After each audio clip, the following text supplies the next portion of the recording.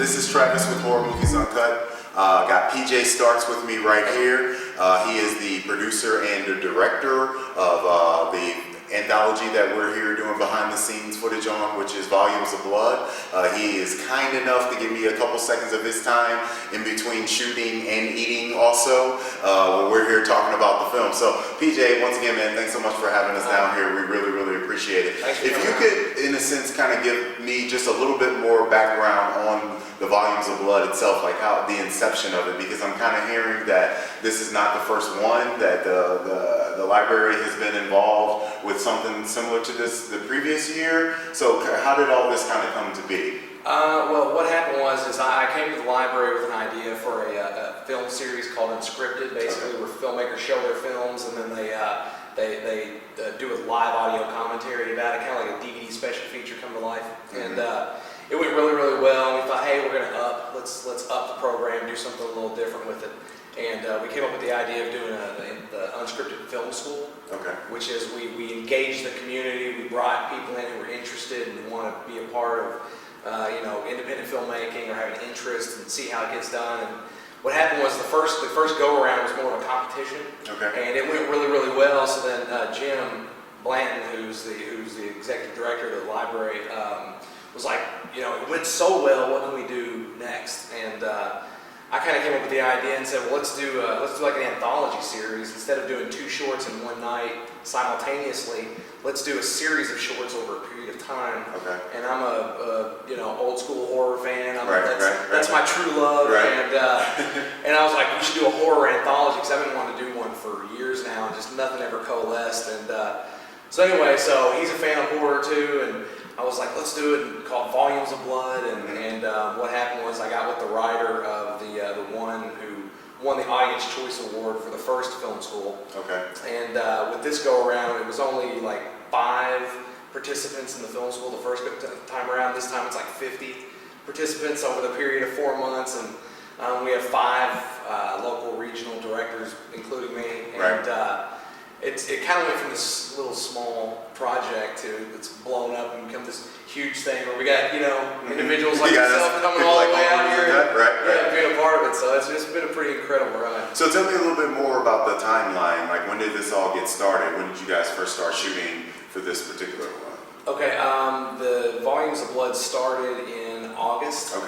So we've gone every month since August. So it's 4 months total, but the conception and visualization and getting the cast and crew and all that kind of started months ahead of time. So it goes back to like February of this year. So it's been a work in progress, but now here we are. It's the final night of shooting. Final night of shooting, and that's what we're here for, is to check out the final night. Now, right now, you got Jacob Belinsky in there working on his segment, and you're doing some shooting and stuff also. How's it been going so far with the shoots? Have you heard anything from the other filmmakers on their experience? Is everybody pretty much kind of having an easy go about it, or you run into some issues here? Like tonight, it seems like this is the most popular freaking library we've ever seen in our lives. We're dropping off stuff at random times of the night. But have you guys ran into any other types of issues while you've been doing the shooting so far? For the most part, it's been pretty smooth. I mean, the biggest issues we've run into have been technical issues, maybe some audio, stuff like that. I've never been a big fan of like wanting to do a 48-hour film thing, because I'm like, I don't want to be rushed. So instead, my first time trying it out, it was like 7.5 hours of trying to make a film. So I had like 180 shots that I had to get, and it gets very run and gun. You go into the project, and you have a lot of ideas, and you're like, oh, I want to get all these shots, and what ends up happening is when you realize that you've only got 7.5 hours, you really have to push the limits, and you start having to make some compromises and combining shots. And I had a lot of, I Michael Bay'd mine. I did a lot of steady cam movements and stuff like that. So I was combining like 4 shots in one just to try to go as fast as we possibly could. And we knocked it out. And we had one director who didn't finish, and he came back on another night. It's Nathan Miller.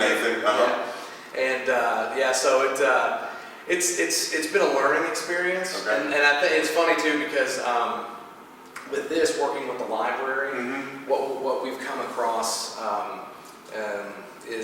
with their board of directors got involved. Okay. And for us, it was almost like our own little MPAA, because that starting back from day one, I had to submit all the scripts. Right, I'm sure, And, yeah. yeah, and then they got back to me with all their notes and stuff that they were like, you need to change this or take this out. And of course, I went through all those moments where I'm like, God, you're ruining the movie. why do I got to take Dick out of here? So I'm like, but yeah, I figured there'd be some type of process. There was some compromise. It got to a point where, it kind of tests your ability as a filmmaker, because like with me, I'm a real big Kevin Smith fan. Okay. So my scripts, I wrote 3 of them. Todd Martin wrote 2 of them. And his didn't have too many marks. Mine were full of like big and fart jokes, and I had a lot of sexual commentary and stuff like that. And they went through and like took it all out, and I went through a lot of like pissed It's off like getting your moments. first freshman paperback.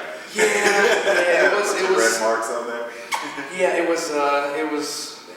I had some down times, I guess, but I worked through it, and then I started thinking from then because I knew what they were wanting, I had to really start looking at the project from a producer standpoint and saying, well, I know that you guys want to do this, but unfortunately the library's not going to be down for that, so I had to start telling them no on certain things. And well, it's good you're able to see it from that side, though. Yeah, so I at least push the project on. Yeah, it became a double-edged sword, but so far it's worked out, and everything looks, all the shots and everything, the footage looks great, and the one thing is, it's one of those like little victory moments. It's like, even though they wanted us to take out a majority of like the cussings, we had some extreme cussing and stuff in it, and some sexual references, they didn't touch any of the gore.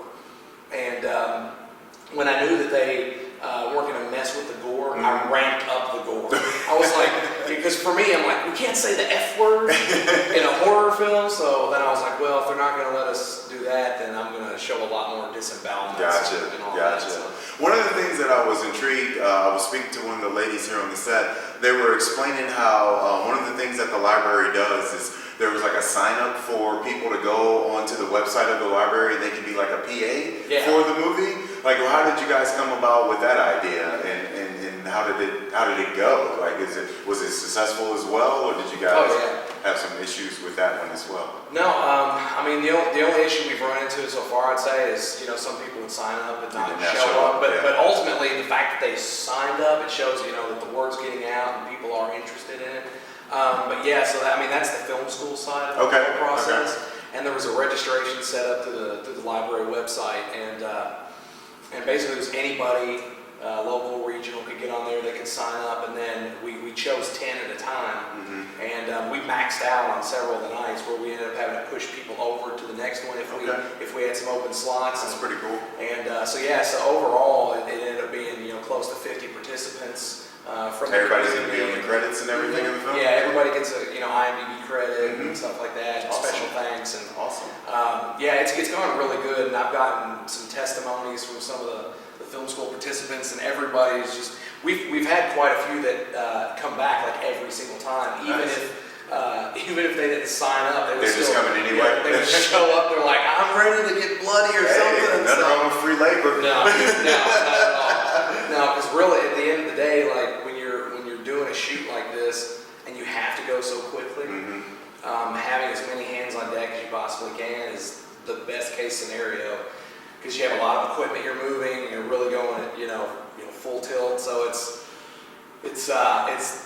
the production assistants have been awesome. Godsend, I guess. Great. That's awesome to hear. Well, before I let you get to this pizza, who's this pizza from? This is from Pizza Roma. They're a local. I think they're right around the corner from there's several establishments here. Yeah, they're getting a little bit of sponsorship in the they're getting some product placement. That's Pizza Roma. But they with this being the final night and everything, they came on board. And I was like, I really want to do something special for the cast and crew and everybody tonight. And so they donated some pizzas. That's awesome. That gives everybody a chance, which the library has been picking up the tab. Oh, okay. Feeding everybody along the way, but I wanted to kind of, lighten. Yeah, lighten the load a little bit. Yeah, so they wouldn't have to worry about it tonight. And so Pizza Roma jumped on, and that's pretty That's awesome. awesome. Well, man, we really, really appreciate you guys having us down here. This has been like fantastic, and we wish we were able to come check out every single one of the shots that you guys have done, but we're a little bit more than a hop, skipping away, but still. What is one thing, before I let you go, that you can tell the audiences that they can expect from Volumes of Blood? Well, I'd say the name kind of says it all. Right. like I was telling you before, you know, we have 19 deaths in the movie, so you can definitely. It's funny. This movie, it runs the gamut. It's you got everything. Yeah, we got slashers, we got slasher, supernatural, ghosts, monsters, right. and you know, like. Yeah, we saw some big black thing over in the corner.